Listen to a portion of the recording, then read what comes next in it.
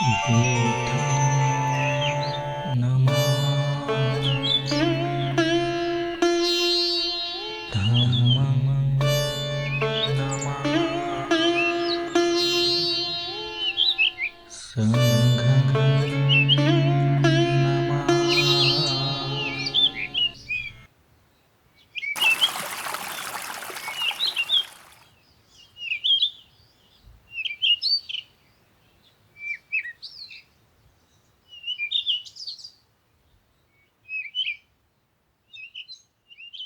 Section LV Sermons on Nibbana. 1. What is Nibbana? 1. Once the blessed Lord was staying at Shravasti in Anath Pindika's Arma where Sariputta was also staying. 2. The Lord addressing the brethren said, Almsmen, be ye partakers not of the world's goods but of my doctrine, in my compassion for you all. I am anxious to ensure this. 3. Thus spoke the Lord, who thereupon rose and passed to his own cell.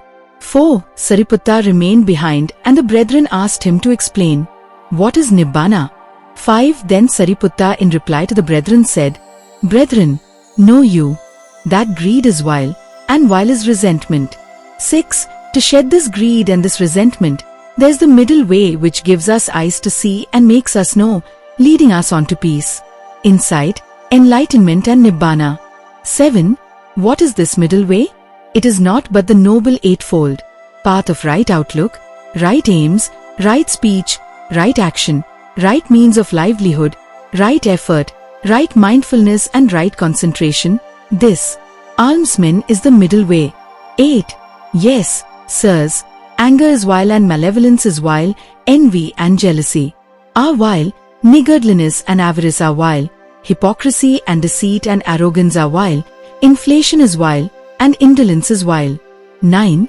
For the shading of inflation and indolence there is the middle way, giving us eyes to see, making us know, and leading us on to peace, insight, enlightenment. 10. Nibbana, which is not but that noble eightfold path. 11. Thus spoke the Reverend Sariputta. Glad at heart, the almsman rejoiced at what he had said. 2. The roots of Nibbana. 1. Once the Venerable Radha came to the Exalted One. Having done so, he saluted the Exalted One and sat down on one side. So seated, the Venerable Radha thus addressed the Exalted One, Pray, Lord, what for is Nibbana? 2. Nibbana means release from passion, replied the Lord. 3. But Nibbana, Lord, what is the aim of it? 4. Rooted in Nibbana, Radha, the righteous life is lived. Nibbana is its goal.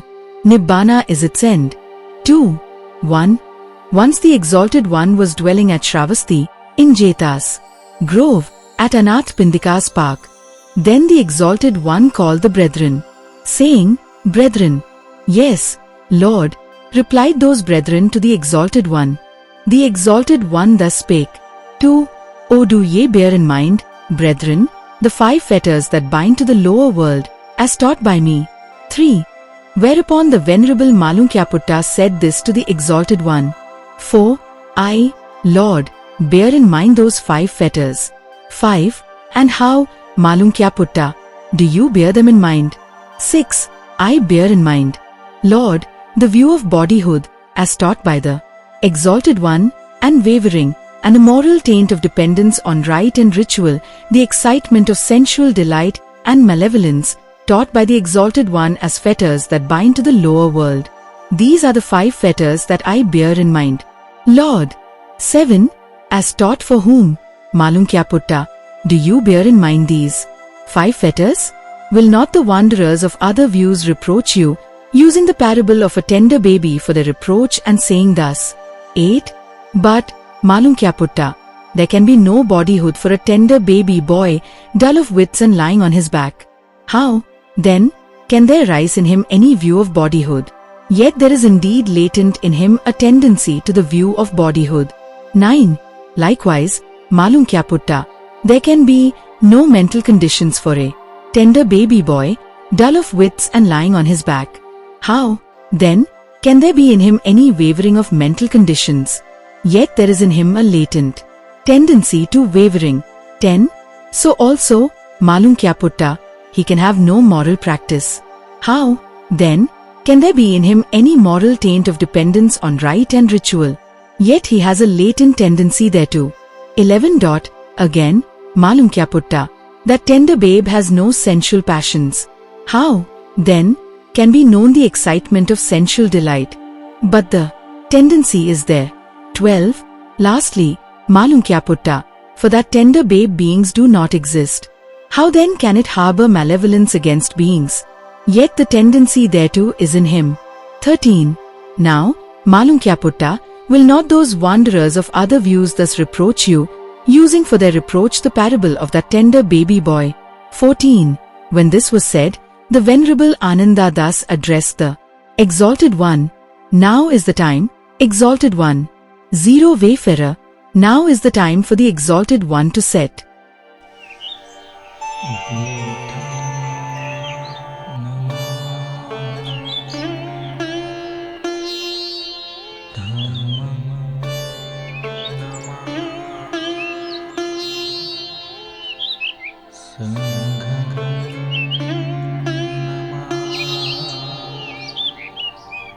Section V. Sermons on Dhamma. 1. Why right views rank first. 1. Of the Noble Eightfold Path, the noblest is right outlook. 2. Right thinking is the preface and the key to everything else in the higher life and ignorance. 3. The lack of understanding is the root of all evil. 4. For developing right outlook, one must see all phenomena of life as a process of causal law. To have right outlook is to recognize the law of cause and effect. 5. Whatsoever individual, brethren, follows perverted views, perverted aim, perverted speech or acts or living, perverted effort, attention and contemplation, whose knowledge and emancipation are perverted, for him every action of deed, word or thought, performed and achieved according to such perverted views, every willed act, every aspiration, every resolve, all his activities, these things one and all conduce to what is distasteful, unpleasing, repulsive, unprofitable, and painful.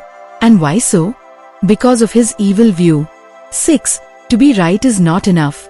A baby may be right, but that does not mean that a baby knows what is right. To be right, one must know what is right.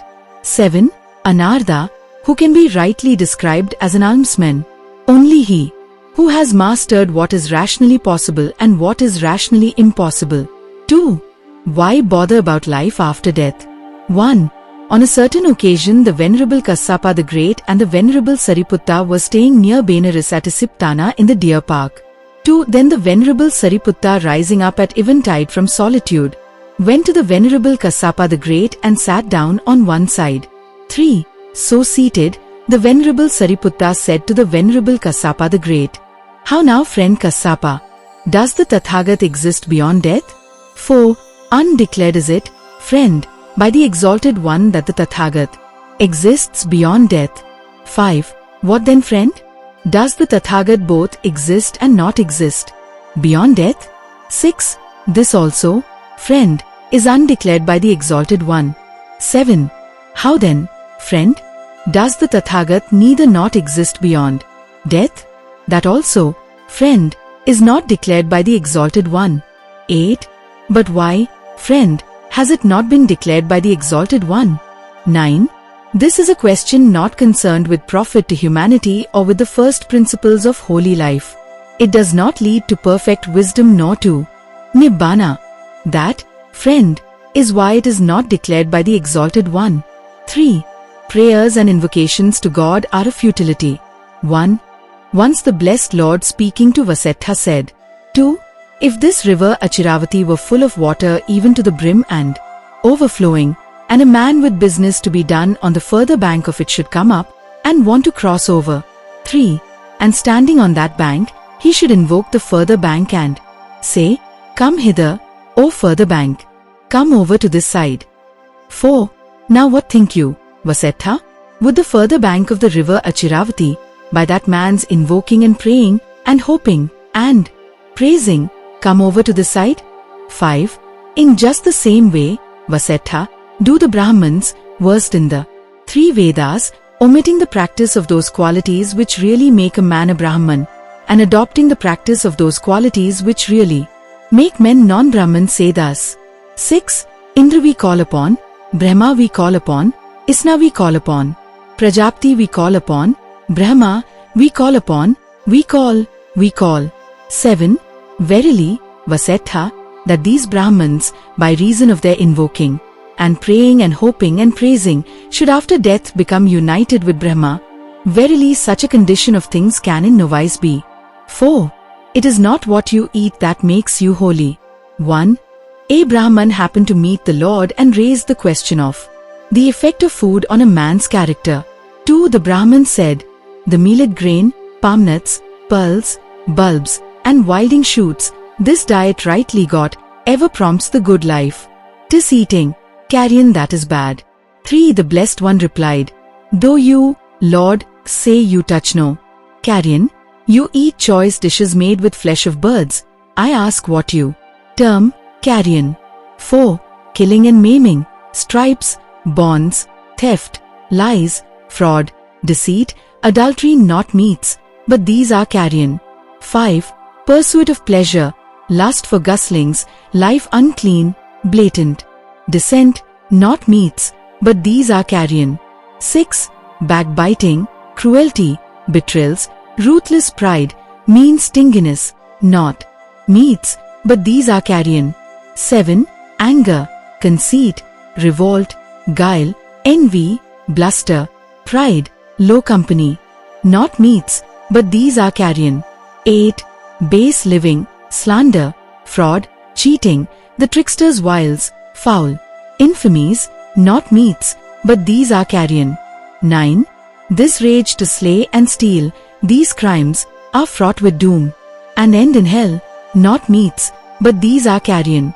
10. No abstinence from meat and fish, no nudity, no top notes, shaven crowns, or garb of pelt, no cult of sacred fire, no stark austerities to purchase future bliss, no rinsing, burnt offering, rites, can cleanse the man who doubts. 11. Control thy sense, rule thy powers, hold to truth, be kind. The saint who leaves all ties and vanquishes all ills, is stained by naught he either sees or hears. 12. Hearing the Lord preach these lofty, saving truths, denouncing carrion, and sweeping ills away, the Brahman meekly knelt and asked to be enrolled as almsman then and there.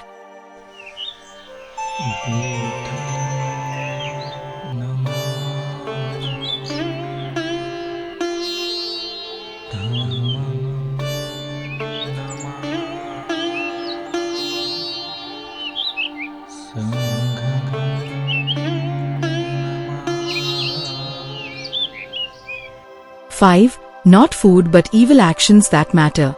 1. A Brahman by name Amgandha was an ascetic who lived in the region of Himalayas with his pupils. 2. They ate neither fish nor flesh. Every year they came down from their hermitage in search of salt and acids. The inhabitants of the village received them with honor and gave them hospitality for 4 months. 3. Then the blessed Lord with his monks visited the same village. The people on hearing the Lord preach his Dhamma became his followers. 4. That year even Amgandha and his disciples as usual went to the villagers, but the villagers did not show the same enthusiasm. 5. Amgandha was disappointed to hear that the Lord did not forbid eating fish and flesh. Wishing to have the matter confirmed, he went to Jetavana at Shravasti where the blessed Lord was then staying and said, 6.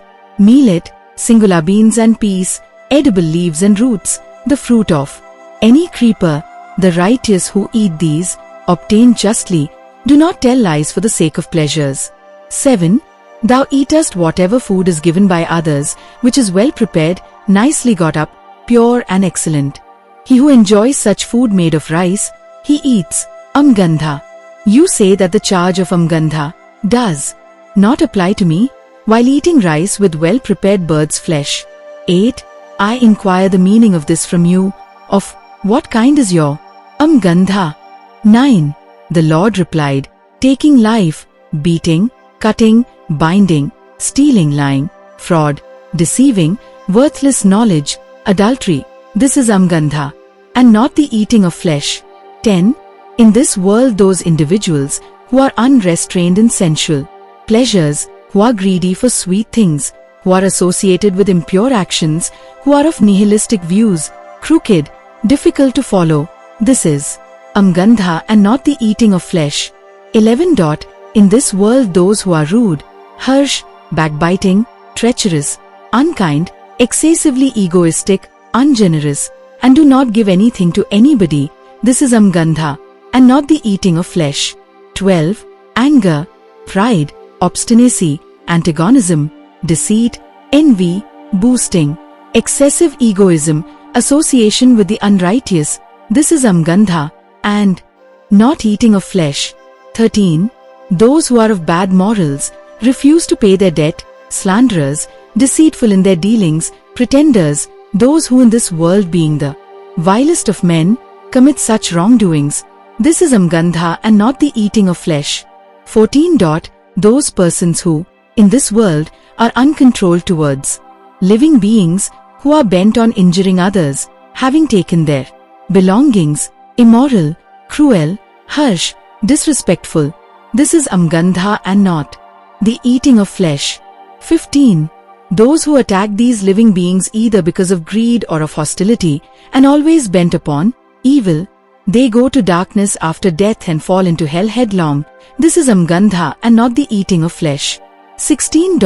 Abstaining from fish or flesh, nakedness, shaving of the head, matted hair, covering with ashes, wearing rough deer skins, attending the sacrificial fire, nor all these various penances in the world, performed for immortality, neither incantations, oblations, sacrifices nor seasonal observances, purifies a person who has not overcome his doubt. 17. He who lives with his senses guarded and conquered and is established in the Dhamma, delights in uprightness and gentleness, who has gone beyond attachments and has overcome all sorrows, that wise man does not cling to what is seen and heard. 18. It is evil actions which constitute Amagandha and not the eating of fish or flesh. 6. Not enough is outward washing. 1. Once the Exalted One was dwelling at Shravatsi, and the Brahman Sangarva also dwelt there. Now he was a cleanser by water, and practiced cleansing by water. Night and day he abode given to the habit of going down to bathe. 2.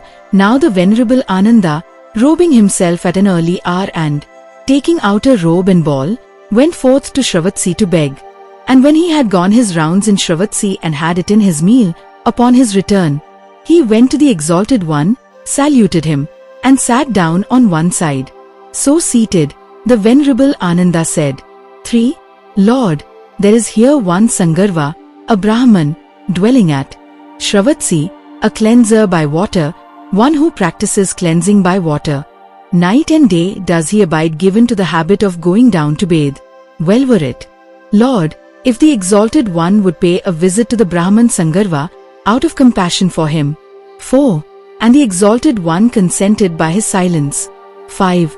So next day at an early hour, the Exalted One robed himself and, taking out a robe and ball, went to the dwelling of the Brahman Sangarva, and when he got there he sat down on a seat made ready. 6. Then the Brahman Sangarva came to the Exalted One and greeted him, and after the exchange of mutual courtesies sat down on one side.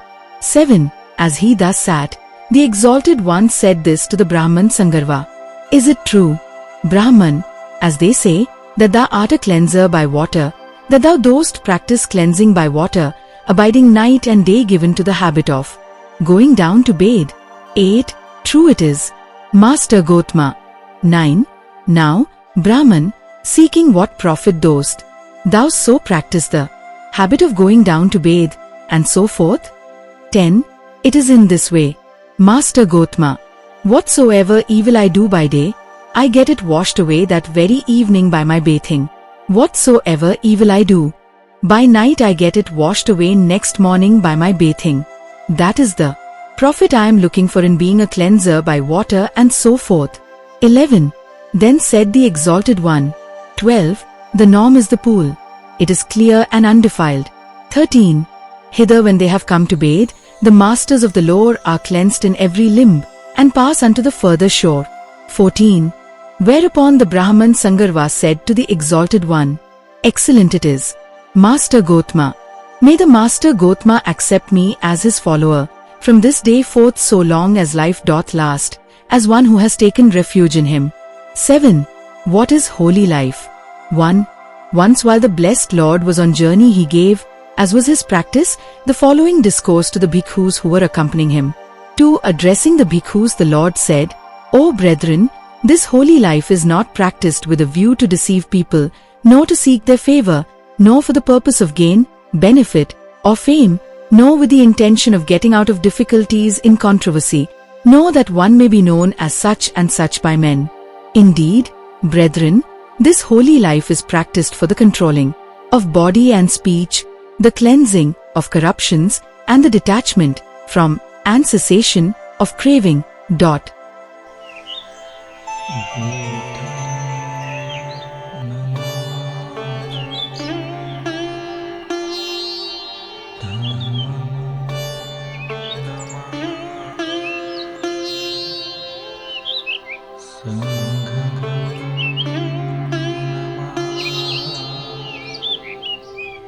Section 6 Sermons on Sociopolitical Questions.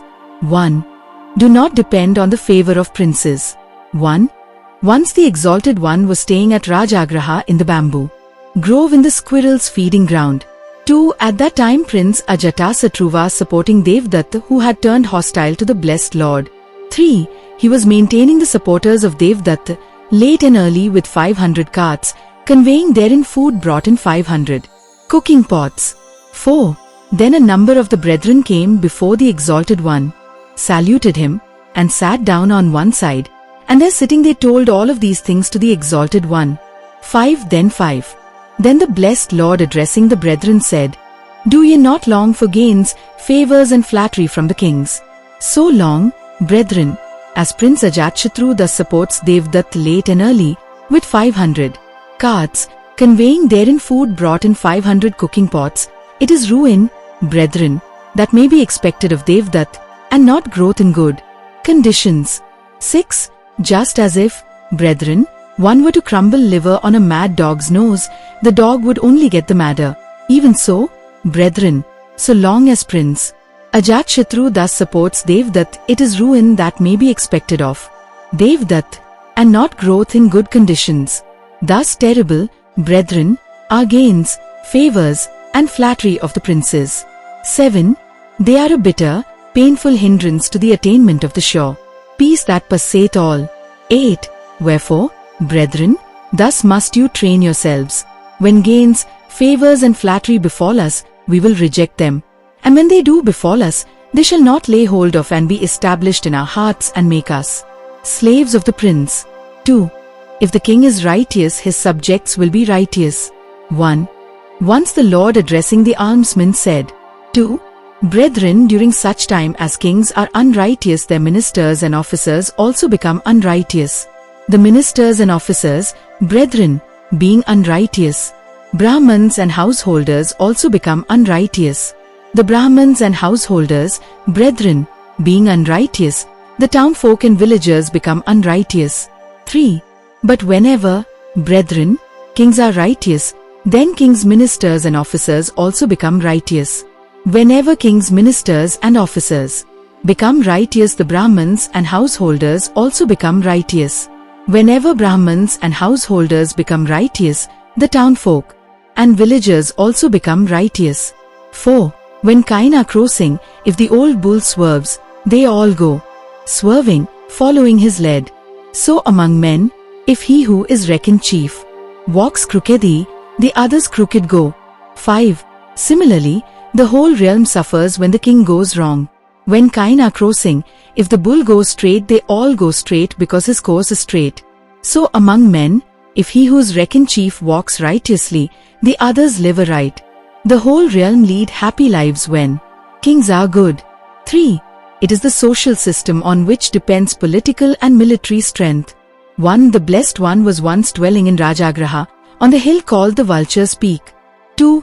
Now at that time, Ajatasattu, the son of the queen consort of Videha origin, the king of Magad, was desirous of attacking the Vajjans, and he said to himself, I will root out these Vajjans, mighty and powerful though they be, I will destroy these virgins, I will bring these virgins to utter ruin.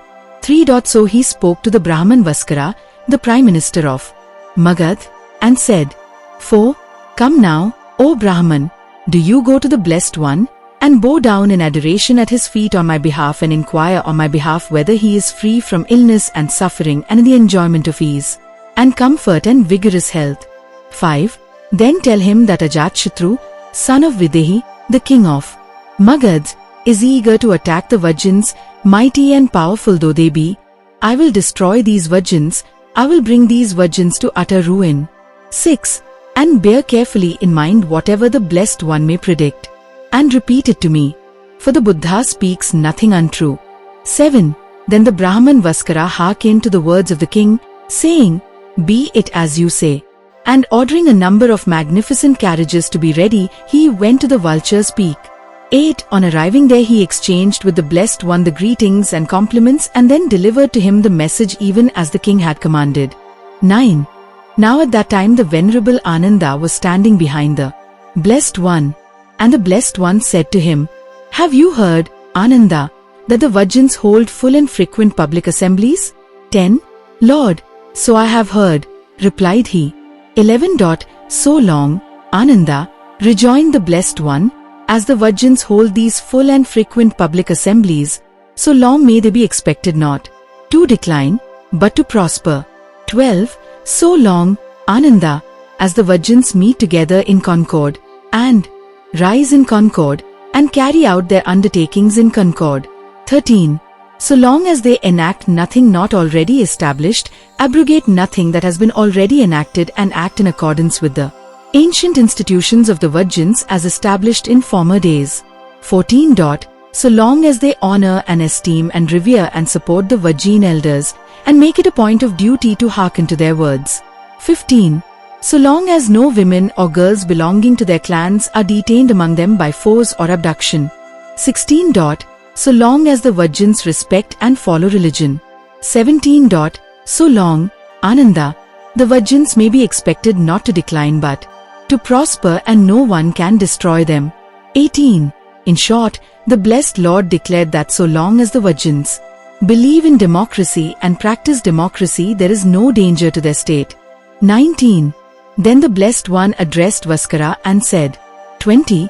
When I was once staying, O Brahman, at Vaishali I taught the virgins these conditions of welfare. 21. We may expect then, answered the Brahman, the welfare and not the decline of the virgins, so long as they observe these conditions. So, Gotama, the virgins cannot be overcome by the king of Magadh. 22.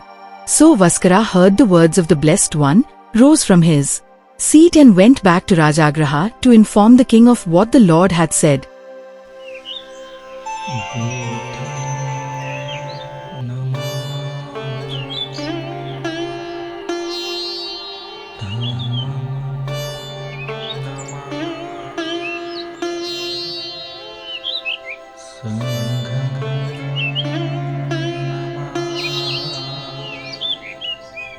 For what is wrong? 1. It so happened that Ajatshatru, the king of Magadh, mustering an army of cavalry and infantry, invaded Kashi, a part of the kingdom of King Pasendi. And Pasendi, hearing of the expedition, also mustered a similar army and went to meet him. 2. The two fought with one another, and Ajatshatru defeated the king Pasendi, who retreated to his own capital Shravasti.